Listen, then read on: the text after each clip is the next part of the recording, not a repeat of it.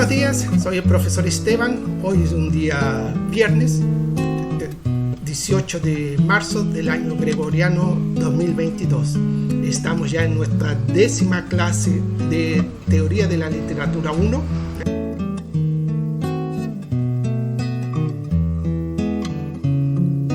La poética de Horacio en un curso de teoría. Bueno, ¿por qué teoría?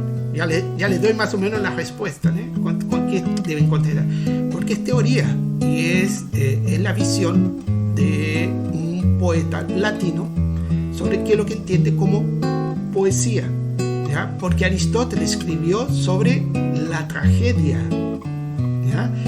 Esta carta, estos consejos que le da a sus amigos, Horacio, le está explicando las características específicas de la poesía. ¿Ya? No está hablando de teatro, está hablando de poesía. Entonces son cosas, es más específico, ¿ya? Entonces, ¿por qué? Porque es el primer trabajo, es el primer teórico que se preocupa de una forma específica a estudiar las características de la poesía y de ese hacer poesía, de ese proceso de hacer poesía. ¿Qué es lo que tiene que tener un poema para hacer un buen poema? Así como Aristóteles escribió en su Poética, ¿qué es lo que tenía que tener una tragedia para hacer una excelente tragedia? Más o menos eso, en Aristóteles. Las características de una tragedia para que sea una excelente tragedia. Aquí en Horacio son las características de un poema, de una poesía, para hacer un gran poema, una gran poesía. Depende del momento, de la época. Hay algunas diferencias entre poema, poesía. Aquí estoy pasando por alto eso, pero no es lo mismo, dependiendo de la época, ¿ya? Que estaremos estudiando. Pero aquí nos interesa eso, porque Horacio, ya, eso es la respuesta a la pregunta. Ustedes la contestan con sus palabras, Horacio es el primero que se preocupa en dar una definición clara y específica de las características de la poesía para hacer una excelente poesía. Eso para escribirlo en 2 o 3 líneas, ¿ya? Si ustedes quieren complementar más alguna cosa. Y claro, porque en un curso de letras, por ejemplo, ustedes estudian latín, pero la idea era estudiar también poemas en latín, sería más interesante. Por eso, nadie estudia latín para escribir una carta en latín. Se estudia latín en un curso de letras por el mismo motivo que se estudia la lengua en un curso de letras, por causa de la lengua en sí, y también a literatura, porque la literatura es la gran compañera de la letra, la gran manifestación de una letra que enriquece una lengua, un idioma. Hoy en día existen otras, no es solamente la literatura, hay otras manifestaciones de la lengua que también sirven para potencializar la lengua, para crear nuevas palabras, pero tradicionalmente es la literatura, y más tradicionalmente aún la poesía, y los griegos la tragedia, pero que no dejaba de ser en poema, aquí la poesía. Fíjense que yo para facilitarles la vida, si es que se puede facilitar, les pasé la traducción. Hay 2 grandes traducciones para el portugués de la poética de Horacio. Una es, no recuerdo el traductor, pero que traduce en verso, porque Horacio escribió en verso, ¿ya? Es un poema. Esta carta es una carta, pero es una carta poema. Él escribía en poema, pero el traductor que también tradució la Ilíada, un traductor conocido aquí para el portugués, él traduce en vez de verso, él lo pasa a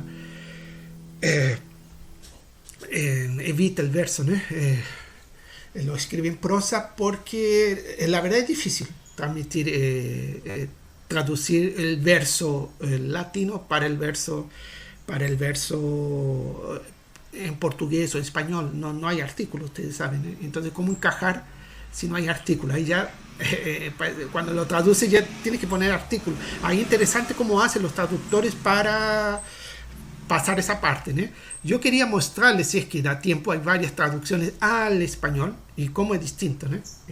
Pero bueno, la que yo les puse, les di, creo que en principio les va a facilitar, pero si ustedes leen las otras referencias que les voy a dar, espero que tenga tiempo y les dé ahora, para el español, cómo va cambiando, ¿no? Va cambiando. ¿Ya? Pero él escribía en verso. En la época se escribía en verso. Mismo una carta se escribía. Él que era poeta, claro, ¿no? Él que era poeta. Y bueno, y pocas personas la verdad escribían, ¿no? Pero es lo que se usa. Y bueno, y lo estudiamos porque no solo porque fue un gran poeta, como escribió esto, porque Virgilio tal vez fue, como les decía, es considerado el poeta más grande de la lengua latina, pero él no escribió un arte poética. Horacio sí, no es mucho, está por ahí con Virgilio. Le dije son contemporáneos, pocos años de diferencia, pero Horacio escribió una poética. Eso a nosotros en un curso de teoría nos interesa, ¿no? Para poder entender lo que es la poesía en esa época, ¿ya? Y cómo después se va desenvolviendo. Les dije, la próxima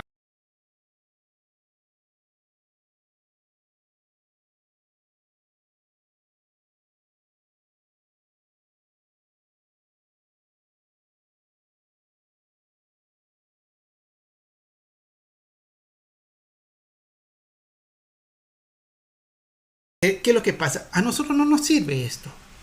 Ahí yo doy como ejemplo, hay en internet un sitio que se llama significados.com. En portugués hay alguna cosa parecida, creo que conceitos.com, una cosa así, que ahí ya es más específico y ponen una persona que conoce el asunto para definir conceptos, ¿eh? Y entonces en español, en este significados.com, escribí sonetos. Y ahí aparece soneto. ¿Qué es un soneto? Un soneto es una composición poética de 14 versos, por lo general de rima consonante, que se distribuyen en 2 cuartetos y 2 tercetos. Más o menos lo que dijo el otro, ¿no? La palabra como tal proviene del italiano soneto. Aquí en el diccionario eso aparecía en la parte de arriba, destacado. Aquí ya aparece en la definición, ¿eh? Que la palabra como tal proviene del italiano soneto y esta deriva del latín sonus, que significa sonido. Interesante eso, porque en el diccionario de la RAE dice que viene de son, de francés son, pero la verdad el son de francés viene del latín, ¿ya? Sonus. ¿Ya? Entonces ese es uno de los motivos por qué estudiamos latín. Uno por causa del origen de las palabras y otro por causa de la literatura, ¿ya? Y entonces por eso que deberíamos estudiar también literatura latina. Debería haber, antiguamente había literatura latina, literatura griega, en los cursos de letras, ¿ya? Bueno, viene el latín sonus, que significa sonido, ¿ya? Los versos en el soneto clásico, ¿ya? Hay otros tipos de sonetos, ¿no? Entonces los versos en el soneto clásico suelen ser de arte mayor. Y ahí tendríamos que ir a ver qué es lo que significa arte mayor, ¿no? Normalmente en decasílabos compuesto por 11 sílabas. Hasta te explica eso, ¿ya? Ahí eso te explica. La estructura del soneto es 4 estrofas, ¿ya? La estructura del soneto es 4 estrofas, siendo las 2 primeras cuartetos y las 2 últimas tercetos. 4 estrofas, ¿ya? 4 estrofas. La primera estrofa es un cuarteto, o sea, de 4 versos. La segunda, otro cuarteto también de 4 versos. La tercera estrofa es un terceto, o sea, de 3 versos. Y la última y cuarta estrofa también es un terceto de 3 versos, ¿ya? En la escuela ustedes deben de haber estudiado esta definición así, también como es diferente y mucho más específica que un diccionario, ¿no? La rima de los cuartetos funciona de la siguiente manera: A, B, B, A, B, B, A, o sea, primera y segunda estrofa o primero y segundo cuarteto. Es decir, armoniza el primer verso con el cuarto y el segundo con el tercero. Hay unos detalles que están las tónicas en el medio, ya por eso que se llama de arte mayor.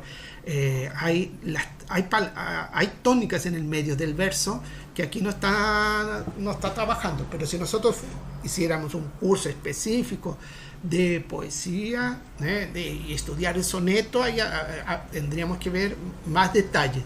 Ahí da como ejemplo a Luis de Góngora, ¿ya? O excelso muro, o torres coronadas, ¿ya? O honor de majestad de gallardía, o gran río, gran rey de Andalucía, de arenas nobles ya que no doradas. Ya, entonces el coronadas, la primera rima con doradas, que es la cuarta, y gallardía, que es la tercera, la segunda rima con la tercera, que es Andalucía. Gallardía, Andalucía, así como coronadas con doradas. Y continúa el verso y después va a seguir dando ejemplos, ¿no? Ahí viene, en los tercetos, esto ya viene más específico. En los tercetos la distribución de las rimas es más libre y estas pueden ser combinadas de distintas maneras, siendo las más utilizadas, o sea, hay otras también. Pero fíjense, las rimas no pueden ser, aquí no lo dice, pero yo ya les digo, las rimas no pueden ser las mismas de los cuartetos, son otras, ¿ya? Entonces van cambiando, puede ser CDE, o sea, 3 terminaciones distintas, pero van a coincidir con CDE en el mismo orden en el segundo terceto, ¿ya? Da el ejemplo también del mismo poema se llama A Córdoba, de Luis de Góngora, y es así: si entre aquellas ruinas y despojos que enriquecen genil y dauro daño, tu memoria no fue alimento mío. Entonces ustedes ven que son tres versos, todos terminados diferente: os, ña, mío, y diferente de las dos terminaciones de los cuartetos. Pero ¿qué es lo que pasa? Rima con el próximo terceto, ¿ya? Que va, despojos va a rimar con ojos, baña va a rimar con España, y mío va a rimar con río. Solo que aquí no es la misma orden. Riman los tres, pero ahí pueden rimar distintos. Pueden rimar iguales en el mismo orden, como pueden invertir el orden, que es lo que hace aquí Góngora. Bueno, eso como ejemplo, ¿no? Ahí por otro lado, y hay otros ejemplos, ¿no? Y por otro lado, el contenido del soneto se organiza, aunque no de manera estricta, de manera de principio, nudo y desenlace. A este poeta que yo le decía que tiene cómo hacer un soneto, es interesante, él va explicando eso, ¿no? En este sentido, el primer cuarteto presenta el tema, que será ampliado en el segundo. A continuación, el primero de los tercetos reflexiona o asocia idea o sentimientos al tema del soneto, que fue al principio, siendo que el segundo es el segundo terceto, ¿no? Lo carga bien con las reflexiones graves y emotivas, o bien con un giro ingenioso o inesperado que le da sentido a la composición, o sea, termina, es el cierre, ¿ya?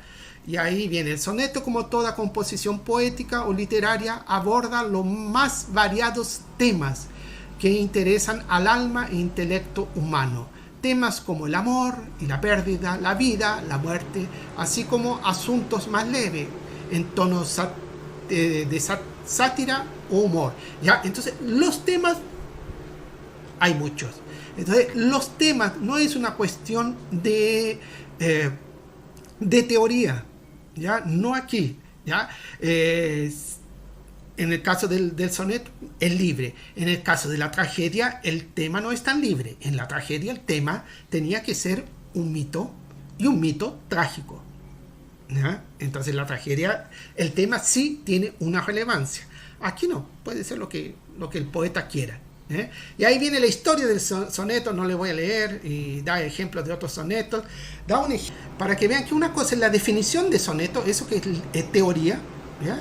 Y ahora vamos a ver un soneto para que vean cómo es distinto. Entonces, un soneto que es de Quevedo, amor constante más allá de la muerte, que es lindísimo. Y esta es una ceremonia en la Real Academia Española, que hicieron. Y este aquí es solo el soneto que les tengo a ustedes para pasarle, ¿ya? Y es narrado por el que yo considero actualmente el mejor actor del teatro español en la actualidad. A un tiempo atrás era otro que ya falleció. Yo ya tengo cierta edad, ¿eh? Y después viene aquí, que es miembro de la Real Academia de la Letra, y es fantástico, ¿ya? Les voy a pasar el soneto, espero que lo escuchen, se escuche. Cerrar podrá mis ojos la postrera sombra que me llevara el blanco día, y podrá desatar esta alma mía ora su afán ansioso lisonjera. Mas no des otra parte en la ribera dejará la memoria en donde ardía. Nadar sabe mi llama la agua fría y perder el respeto a ley severa. Alma quien todo un dios prisión ha sido, venas que humor a tanto fuego han dado, medulas que han gloriosamente ardido, su cuerpo dejará, no su suicidad, serán ceniza, mas tendrá sentido, polvo serán, mas polvo enamorado. Solo que, ¿de qué habla el tema? Entonces, si vamos en una clase de teoría a analizar un soneto en cuanto teoría, en cuanto soneto, de lo que habla, habla del amor, de la vida y de la muerte, y que al final mueren, que se va a convertir en polvo, polvo serán, y termina así, polvo serán, pero polvo enamorado, la cuestión del amor, que una característica de nosotros seres humanos. Entonces tiene una reflexión que es diferente, por ejemplo, de un poema específico de Lope de Vega. Vamos a ver, soneto 12, ¿qué es el amor? Y es un soneto en que el tema es ¿qué es el amor? La definición del amor, muchas ganas tiene Lope de definir el amor, ¿no? Entonces, bueno, vamos a ver si este nos sale mejor.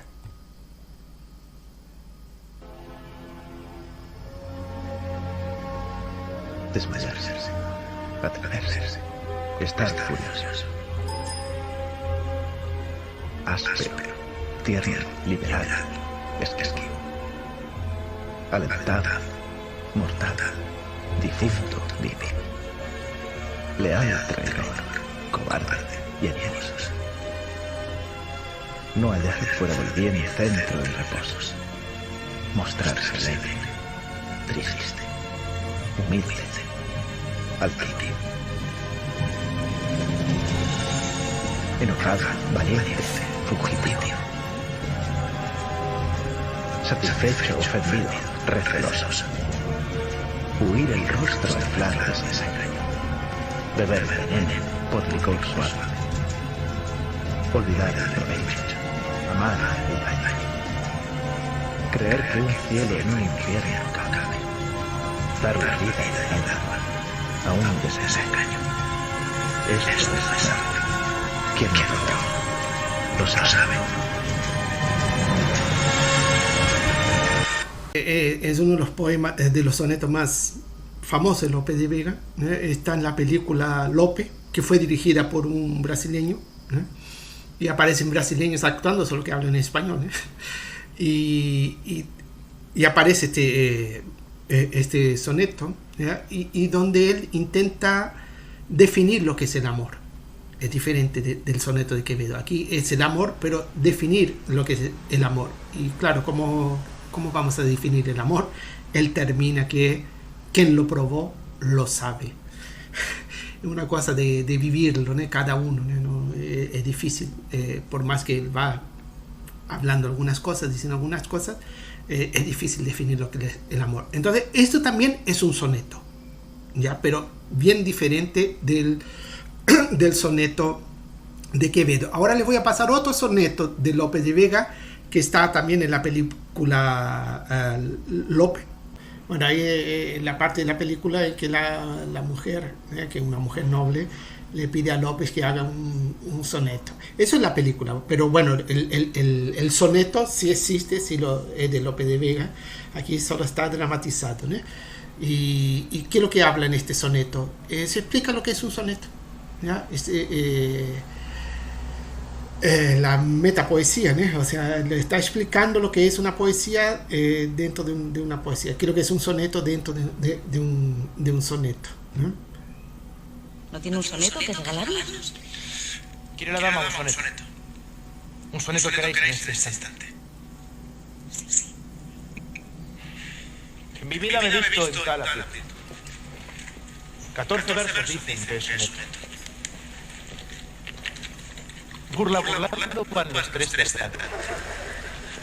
Yo pensé que no hallara consonante y estoy a la mitad de otro cuartete. Mas si me veo en el primer terceto no hay cosa en los cuartetos que me espantan. Por el primer terceto voy a entrar y parece que entré con pie derecho, pues fin con este verso le voy a dar.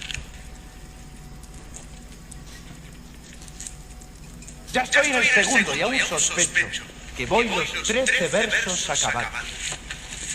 Contad si son 14 y ya está hecho. Pero ¿qué es lo que pasa aquí? Que el ejemplo que les quiero dar es otro soneto de Lope de Vega, donde ¿cuál es el tema? El tema es el soneto. Entonces va hablando del soneto, de cómo va construyendo los sonetos, tantos versos, está en la primera, el cuarteto, el segundo cuarteto, el primer terceto, el segundo terceto, ya van con 13 versos, claro, contad y ahí terminan, contad si no son 14.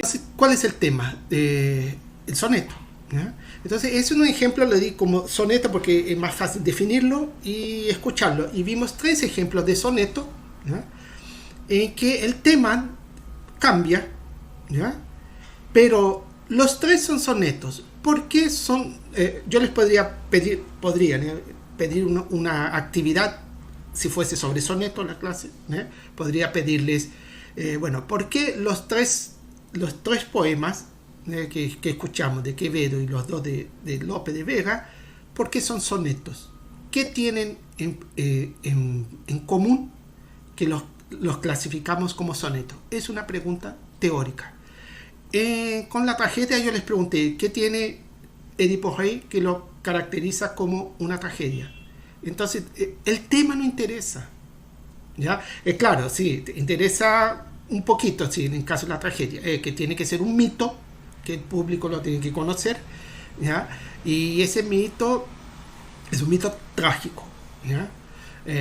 Pero el resto, o sea, los detalles de ese mito no interesan, ¿ya? Porque puede ser cualquier cosa, el soneto puede ser de amor, puede ser del propio soneto, puede ser sobre la vida, ¿ya? Y como el caso de Quevedo, ¿ya? Pero si se fijan, los 3 sonetos tienen en común ¿qué? Los 3 sonetos tienen 14 versos.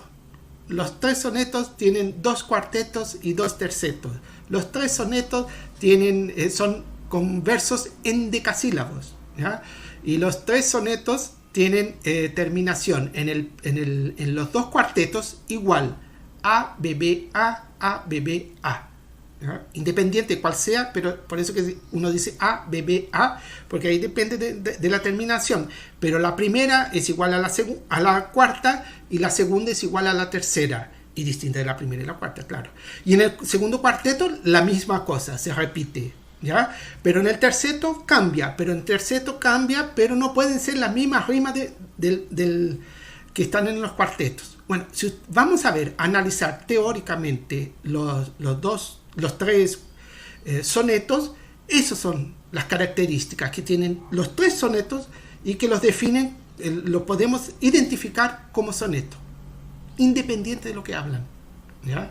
Entonces, para una clase de teoría, lo que nos interesa es eso, son las definiciones, los conceptos, ¿ya? Después vamos a ir a una clase de literatura, claro, ustedes podemos, en la escuela sí, en la escuela ustedes deben de haber estudiado en portugués, soneto, y profesora debe haber trabajado un ejemplo y les debe haber mostrado la rima A, B, B, A, y tal. Eso en la escuela sí se hace. En un trabajo académico lo vamos a decir porque solo para identificar, pero tiene que haber algo más. Ahí sí, en literatura, en la universidad, si vamos a hacer una maestría más todavía, eso no es poco. Decir que un soneto porque tiene 14 versos, eso todos lo saben, ¿ya? Decir que Aristóteles era griego, todos lo saben, ¿ya? Nació en Macedonia, pero griego, ¿no? Lo que hoy llamamos griego, ¿no? Así como Horacio nació en el sur de, no recuerdo ahora el nombre del pueblo donde nació, pero en el sur de Italia, pero todos lo conocen como Horacio de Roma, ¿ya? Porque, bueno, vivió gran parte de su vida en Roma y estaba conectado en Roma. Esas son informaciones que todos conocemos. O sea, si vamos a hacer escribir un libro, eso va a estar, pero eso es una información. Lo que le daba dar valor al libro o al artículo que vamos a presentar en un congreso o para hacer una maestría o mismo aquí para una clase, es estudiar, de qué es lo que hablan, de qué trata, cuáles son las ideas que están ahí en la obra literaria. Eso para el estudio literario, ¿ya? Pero para hacer estudio literario primero tenemos que conocer bien la teoría, para saber qué es lo que es un soneto, para poder entender, por ejemplo, si no sé si con ustedes vamos a estudiar literatura hispanoamericana B, donde se puede estudiar Alfonsina Storni, la poeta argentina del siglo pasado, en que ella escribía sonetos, pero que brava con la regla, tenía un quiebre, pero ¿cómo sabemos qué quiebre es eso y qué significaba ese quiebre y por qué era intencional? Para eso primero tenemos que saber lo que es un soneto, ¿ya? Entonces la parte teórica es fundamental, ¿ya? para empezar, ¿ya? O sea, si somos constructores, ¿ya? Y queremos construir un edificio, tenemos que tener un proyecto, tenemos que tener un arquitecto y un ingeniero. No es solo salir levantando pared, ¿eh? Se nos va a caer probablemente se nos va a caer el edificio. O sea, tenemos que tener una base, ¿ya? Y esa base es del arquitecto y del ingeniero en arquitectura, ¿no? Y después se construye el edificio, ¿ya? Y en estudios literarios también tenemos que tener una base. La base es la teoría, ¿ya? Así como en los estudios químicos está la teoría de la química, ¿ya? Y en cada área está la parte teórica, ¿ya? Entonces aquí estamos estudiando esa parte teórica, los conceptos, las definiciones. Después en literatura vamos a aplicar eso para estudiar y entender qué es lo que hay de novedad en esas obras literarias, ¿ya? Entonces, por ejemplo, cómo se quiebra el soneto en el caso de Alfonsina, o por qué es diferente los versos en un soneto en español que en un portugués, ¿ya? Porque cambia la manera de contar. Es una cuestión teórica, pero la tenemos que conocer para poder después pasar a hacer un análisis de lo que está en la obra literaria, qué caracteriza, qué tiene de especial esa obra literaria que la estamos estudiando. Eso lo vamos a ver después. Ahora estamos preocupados en identificar los géneros literarios, identificar las características. Las otras clases fue de la tragedia, ahora de la poesía. Entonces esa es la diferencia de que tomar apuntes en una clase de teoría y tomar apuntes en una clase de literatura misma, ¿ya?